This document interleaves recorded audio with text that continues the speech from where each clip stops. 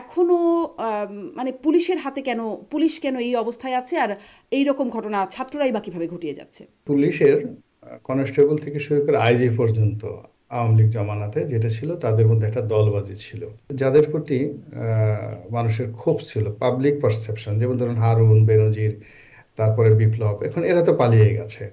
তো এদেরকে তাড়া করা হচ্ছে, কিন্তু ক্রিমিনাল বিহাইন্ড এই সমস্ত লোকজন ছিল সামনে নায়কের মতো, কিন্তু নায়কের পেছনে একটা বিরাট ভিলেন গ্রুপ ছিল। তো সেই ভিলেন গ্রুপকে এখনো পর্যন্ত টাচ করা যায়নি। আমি দুই তিনজন অফিসারের নাম বলতে পারি। বিএনপি জমানাতে তারা খুবই দুর্নীতিবাজ, এরকম এই হারুনদের মতোই এরকম খুবই দুর্ধর্ষ ছিল এই লিডার হিসেবে। ঐক্যবদ্ধ শক্তি কার পক্ষে কাজ করছে? মানে অনেক সময় যেটা অভিযোগ শুনি যে স্বৈরাচারের দোসররা এর মধ্যে রয়ে গেছে, সো তলে তলে তারাও ওই পক্ষে কাজ করার চেষ্টা করছে। এরকম অভিযোগ প্রায় আমলাদের বিরুদ্ধে, প্রশাসনের বিরুদ্ধে, যে এই জন্য প্রশাসন কাজ করতে পারছে না বা কাজ করানো যাচ্ছে না প্রশাসনকে দিয়ে, এরকম অভিযোগ তোলা হয়। এই বিশ্লেষণও কি আপনি একটু করবেন যে এই ঐক্যবদ্ধ আমলারা তারা আসলে কার পক্ষে কাজ করে? তারা প্রথমত নিজের জন্য কাজ করছে, একেবারে অ্যাটফার্স্ট নিজের জন্য কাজ করছে। দুই নম্বর হলো যে এই মুহূর্ত চিন্তা করে তারা চিন্তা করছে যে এখন আমাকে আমার চাকরি বাঁচানোর জন্য, সুযোগ সুবিধা পাওয়ার জন্য কাকে তেল মারতে হবে, তো তাকে তেল মারছে। তৃতীয়ত, তারা যেটা চিন্তা করছে যে আগামীতে সম্ভাব্য কে কে আসতে পারে।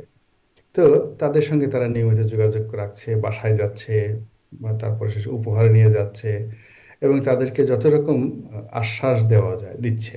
এখন এই আশ্বাস দেওয়ার ক্ষেত্রে, যেমন ধরেন টুঙ্গিপাড়া, এখন টুঙ্গিপাড়াতে এখনো আওয়ামী লীগের একটা দাপট আছে। ওখানে যে সকল কর্মকর্তা আছে তারা মনে করছে আওয়ামী লীগ যে কোনো সময় আসতে পারে, ফলে ওখানে তারা আওয়ামী লীগের সঙ্গে নেগোসিয়েশন করছে।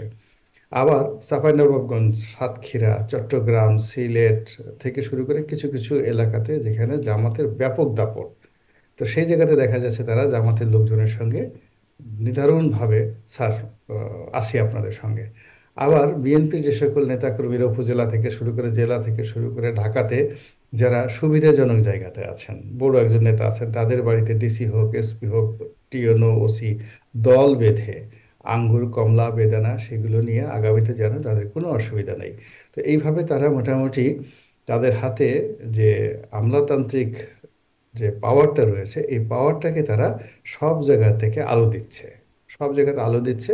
ফলে কি হচ্ছে, তাদের সেই সার্ভিসের যে আলো নর্মালি যেটা হবে সেটা হলো জনগণের উপর পড়বে। এখন জনগণের উপর না পড়ে আগামীতে যারা আওয়ামী লীগের মতো পর্যায়ে আসবে তাদেরকে আওয়ামী লীগ বানানোর জন্য, বা আওয়ামী লীগের চেয়ে আরো জঘন্য কিছু বানানোর জন্য তারা মোটামুটি এখন ট্রেন ট্রেন আপ হচ্ছে নিজেরা, এবং ওদেরকে ট্রেনিং দিচ্ছে। এই হলো তাদের কর্মকাণ্ড আর কি। জি। আমি একটু আরেকটা খবরের দিকে একটু তাকাই। ও মানে যখন এই উপদেষ্টাদের গাড়ি বিলাসের খবরটি দেখছিলাম, তখন এই খবরটিও চোখে পড়ল যে উত্তরায় চাঁদাবাজির অভিযোগে পুলিশ ৩ ছাত্রকে গ্রেপ্তার করে থানায় নিয়ে গেছে এবং তারপর বৈষম্যবিরোধী ছাত্ররা থানায় হামলা চালিয়েছে। তারপরে তাদেরকে ছেড়েও দেওয়া হয়েছে, বৈষম্যবিরোধী ছাত্রদের সাথে পুলিশ বৈঠক করেছে।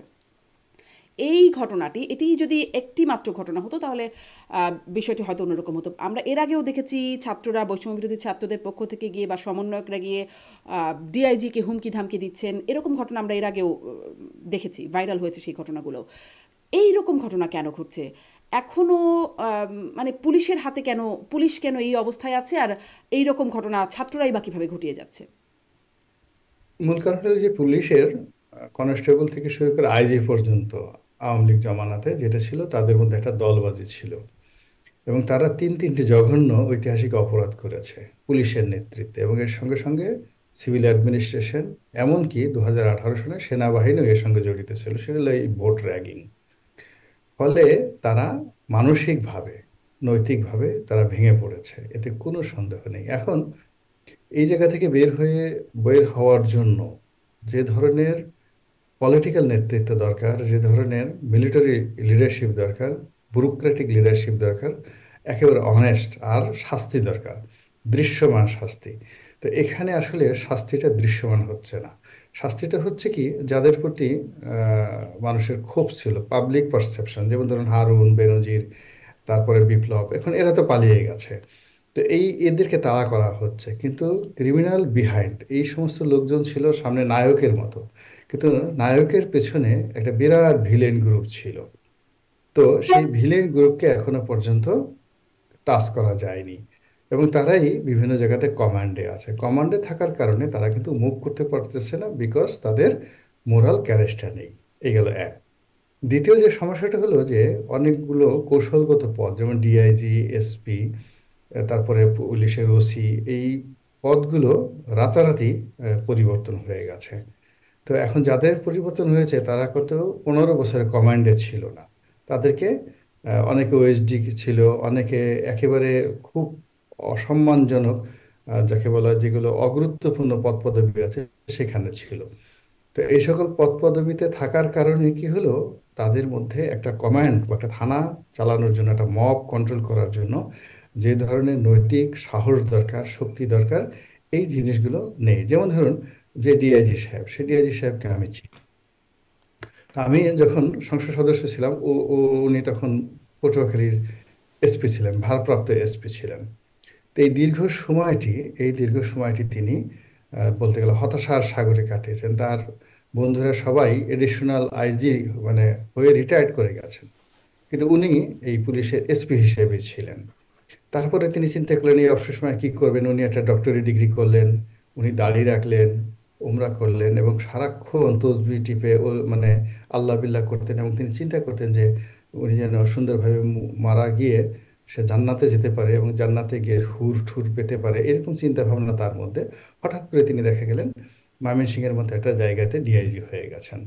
এখন এই যে তার যে 15 বছরের যে চিন্তা চেতনা, তিনি যেখানে জান্নাতের কথা চিন্তা করেছেন, যিনি যেখানে হুরের কথা চিন্তা করেছেন, সেখানে তার সামনে যখন ফেন্সিডিল খোর আসছে, তার সামনে যখন চাঁদাবাজরা আসছে, খুর নিয়ে আসছে, তিনি তলি আল্লাহ হয়ে গেছেন, দাড়ি ঠাড়ি রেখেছেন, সব কিছু হয়ে গেছেন। ফলে এই বাস্তব অবস্থা তার সাথে কন্ট্রাস্ট করছে যে ও মাই গড, আমি এখন যখন ফেরেশতার মতো জীবন আমার হয়ে গেছে, আমি ওইভাবে একটা চিন্তা করছি যে ভালো একটা কবর হবে, সেই কবরখানাও তিনি মনে মনে চিন্তা করছেন। মৃত্যু ছাড়া তার কাছে অন্য কোনো চিন্তা ছিল না সম্মানজনক। হঠাৎ করে যখন তিনি কমান্ডে চলে গেছেন, এখন তো তাকে পুলিশ হিসাবে পিটাতে হবে, ফায়ার করতে হবে, ওটা করতে হবে। এখন সেই জিনিসগুলো পারছে না। তো উনাকে আমি চিনি যে he is a very gentleman. তো এর সঙ্গে আবার যারা মন্দ লোক আছে, যেমন দেখা গেল যে আমি 2-3 জন অফিসারের নাম বলতে পারি বিএনপি জমানাতে, তারা খুবই দুর্নীতিবাজ, এরকম এই হারুনদের মতোই এরকম খুবই দুর্ধর্ষ ছিল। এখন তারা সেই দুর্নীতির টাকা খরচ করে দেশের বাইরে পালিয়েছিলেন, এই সময়টাতে আসছেন, আবার কমান্ড ফিরে পেয়েছেন। কিন্তু এর মধ্যে কি হলো কি, তাদের ওই যে অতিরিক্ত অর্থ, বেশি অর্থ পাওয়ার কারণে কি হলো, তাদের ছেলে মেয়ে নষ্ট হয়ে গেছে, অনেকের পরিবার নষ্ট হয়ে গেছে, নিজের শরীর স্বাস্থ্য, কিডনি নষ্ট হয়েছে, অনেকে হয়তো মন খারাপ ছিল, এজন্য একটু ড্রিঙ্কস করছে, বিয়ার খেয়েছে, সমস্ত কিছু খেয়েছে, খাওয়ার পর তার বডিতে এখন সেই ফিটনেসটা নেই। এখন দেখা গেল যে বডিতে যদি ফিটনেস থাকে, হার্ট দুর্বল, তখন যে কোনো সমন্বয়করা আসলে যখন এরকম একজন লোকের একটা ধমক দেয়, তখন ওটার যে রিভোল্ট করবে, রিভোল্ট করার জন্য তার ফিজিক্যাল তো ফিটনেস থাকা লাগবে। এরকম ফিজিক্যাল ফিটনেস নেই। হুম। সিভিল সার্ভিস আপনি দেখবেন তেমনি অবস্থায় গেছে।